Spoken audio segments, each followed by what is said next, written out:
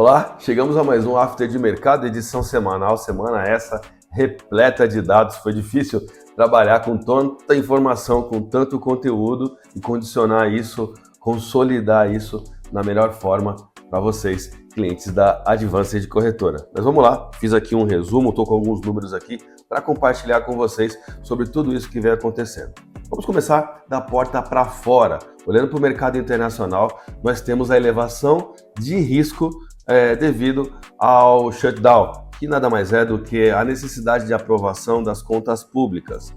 A não aprovação eleva os riscos de não pagamento, né, de não contemplação, de não honra de compromissos públicos básicos. E para que isso aconteça, precisa da aprovação do Congresso norte-americano. Donald Trump até tentou fazer uma solicitação, mas foi negado pelo Congresso. O prazo se expira hoje, até a meia-noite de hoje. É pouco provável que o Congresso não aprove isso.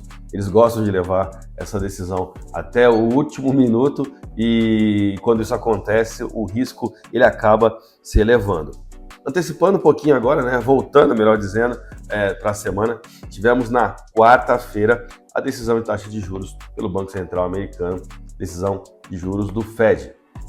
E o que nós podemos trazer para vocês dessa decisão? O corte de 0,25% era esperado pelo mercado, estava dentro do consenso e até aqui sem novidade nenhuma.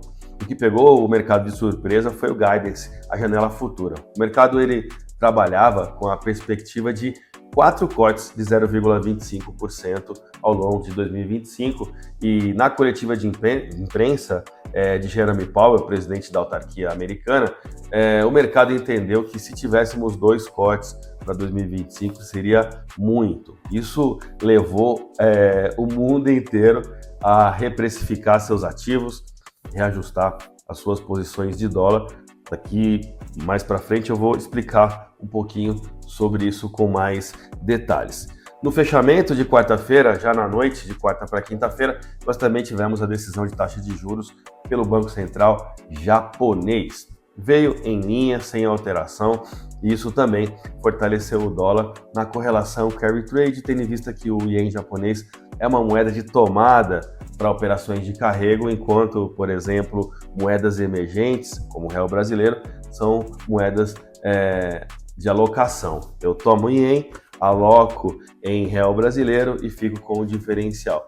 Mas essa decisão pelo Banco Central japonês fortaleceu também o dólar.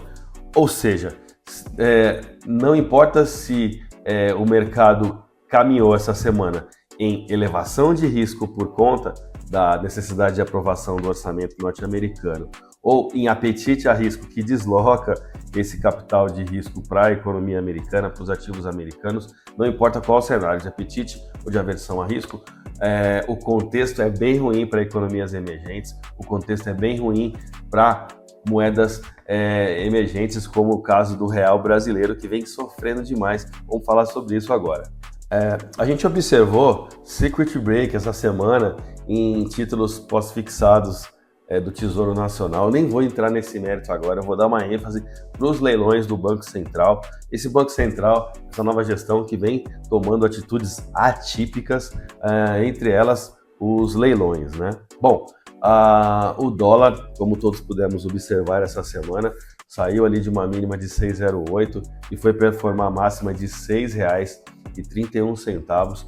E a partir daí o Banco Central ele entrou numa sequência de leilões à vista. Os leilões em linha já tinham sido programados, mas os leilões à vista não para controlar a taxa de juros, e sim para dar liquidez. As pessoas se confundem quando elas veem a taxa do dólar subindo demais e perguntam nas nossas mesas de operações da Advanced, acontece muito, o Banco Central não vai intervir? O Banco Central ele não intervém no mercado cambial para segurar a taxa ou para fazer preço. O Banco Central ele intervém para corrigir distorções ligadas à liquidez. Quando você tem a taxa do dólar subindo demais, significa que a procura por dólares está demais, o Banco Central consulta os seus dealers e a partir daí ele tem essa leitura e para promover a liquidez ele oferta dólares através de leilões. A gente está separando conteúdo especial para explicar isso com mais detalhes para vocês. O fato é que até ontem o Banco Central já tinha entrado com um total de leilão à vista de 13 bilhões de dólares, mais 7 bilhões em recompra. Isso nunca foi visto. Bom, acontece que hoje nós também tivemos mais um leilão, além do leilão em linha, um leilão à vista de mais 3 bilhões, que foi 100% absorvido. Falando ainda do leilão de ontem, eu trouxe alguns dados interessantes aqui para compartilhar com vocês. O de ontem começou com um leilão em linha, que foi avisado na sessão, no fechamento do pregão de quarta para quinta. Bom, teve esse primeiro leilão, a sensibilidade de demanda foi de 3 centavos e o mercado absorveu toda a oferta e voltou a subir para 6,30. E aí veio a surpresa. O Banco Central entrou com outro leilão e aí as taxas começaram a ceder a partir daí. O primeiro leilão foi com ágio, estou falando de ontem, e o segundo leilão foi com deságio, deixando aí o dólar quente, né, na mão dos dealers. Lembrando que dealer, ele não se movimenta, ele não opera em tendência de mercado. O dealer, ele opera para ajuste das suas próprias posições. Muitas dessas já são até casadas, as compras com as vendas. Por isso que faz todo sentido quando a gente traz para vocês a explicação de que o Banco Central, ele opera literalmente na liquidez, né, e não no direcional formação de preço. Ok? Bom, o mercado fechou ontem e aí veio informação de outro leilão à vista hoje no spot, seguido de um leilão em linha. Então, assim, só para vocês terem uma ideia, o Banco Central ele queimou esse ano já mais de 10% do total das reservas líquidas do Banco Central. Nós começamos a semana com uma reserva bruta de dólares pelo Banco Central de 352 bilhões de dólares. Essas reservas líquidas têm uma diferença de 102 bilhões, que elas são condicionadas aos swaps, às vendas casadas. Então, de líquido ali, a gente fica mais ou menos com os 252 bilhões de dólares. E o Banco Central queimou, só esse ano, 27 bilhões de dólares. Foi a maior queima de dólares da sua história em 25 anos, de plano real, enfim, algo nunca visto. Mas se serve de consolo, essa queima de dólares não foi somente do Banco Central brasileiro.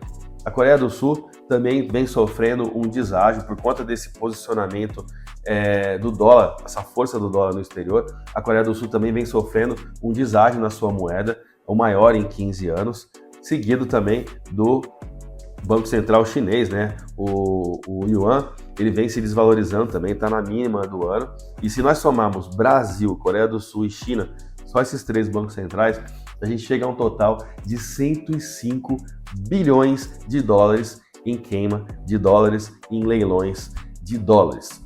Essa posição, essa estratégia é tida por muitos economistas internacionais como perigosa, pois, segundo a leitura desses economistas, dá muito mais fôlego, dá muito mais força para o dólar caminhar. E é fácil de se compreender, né? O Banco Central dando mais liquidez, ele acaba proporcionando esse fluxo de saída de dólares dessas economias com muito mais facilidade. Então, é de se compreender essa explicação, essa preocupação dos bancos centrais americanos. Bom, o leilão de hoje foi 100% absorvido, foram 3 bilhões de dólares. O spread foi de 0,0001 na quarta casa decimal.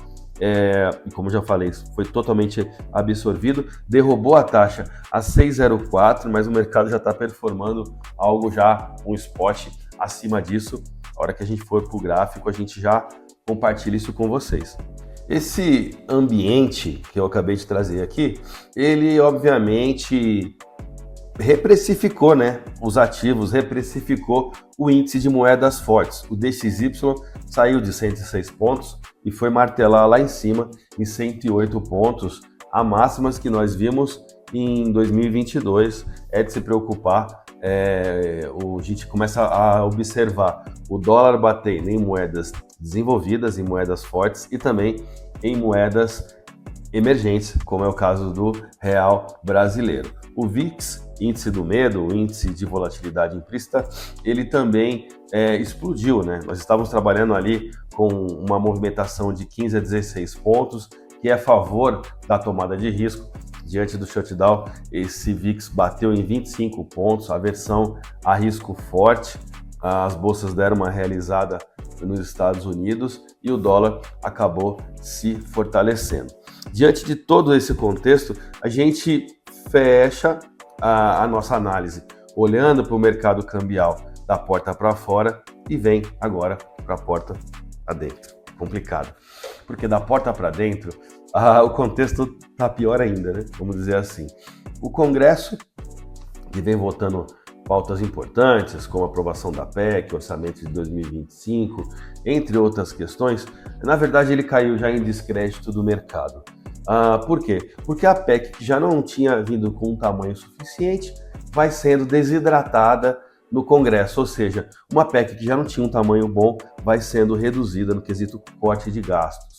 Por outro lado, no quesito a gastos, o Congresso vai flexibilizando, ou seja, dando um grau de tolerância a possíveis gastos do governo. A gente sabe que é difícil para qualquer governo executar cortes, mas no atual momento que a gente vem vivendo, dentro do atual contexto, faz todo sentido a gente entrar dentro disso. Bom, falando agora desse contexto de PEC, a gente tem que citar também os leilões do Banco Central, e é isso que eu quero compartilhar um pouquinho com vocês agora. Para fechar aqui fundamentos, a gente teve decisão de taxa de juros também na China, veio em linha, não está interferindo, saiu agora há pouco o PCE, um pouquinho fora ali do que o mercado estava esperando, o DXY lá fora se desvaloriza 0,40%, eu ainda vejo como uma correção diante de tantas altas que o dólar global teve lá fora,